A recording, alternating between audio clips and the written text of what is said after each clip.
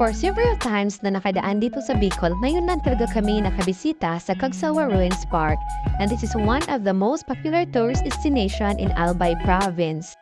This is our journey in Cagsawa Ruins. Tara, ikot tayo. Of course, hindi mawawala dyan yung ATV ride. Kanya-kanya kaming namamay kapareha. Yung kapartner ko dyan is yung aking babae na anak. Of course, ang saya-saya. Then, yung panalay ko, kasama niya si Kuya Prime. O diba, makikita ang mga tuwa sa mata.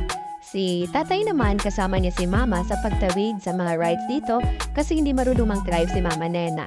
Ang daming mga maniliit na ilog sa loob ng Cagsawa Ruins. Pero iba dyan ay hindi pwedeng puntahan dahil hindi po siya safe dahil na nag-aalboroto ang Mayon Volcano. It doesn't stop us to enjoy the rest of our tour in Cagsawa Ruins. At dito nga po ay dinaanan namin yung pinakamahabang river crossing. And sa mga may bata dyan, safe naman po ito kasi yung tour guide namin ay sinigurado niya at sinamahan niya talaga kami sa lahat ng mga ikot namin sa loob ng Cagsawa Ruins. At syempre, hindi rin mawawala dyan yung paikot-ikot dyan sa loob.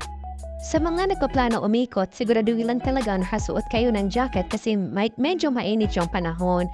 At syempre, medyo mahaba din po yung tour. Syempre dyan, hindi nawawala yung ating chili ice cream. Tikman natin kung ano kaya talaga ang lasa ng chili ice cream. Of course, yan, nag-uumpisa na silang kumain.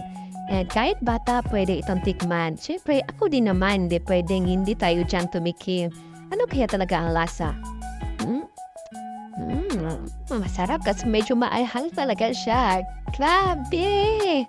Pero masarap siya. Okay, bye!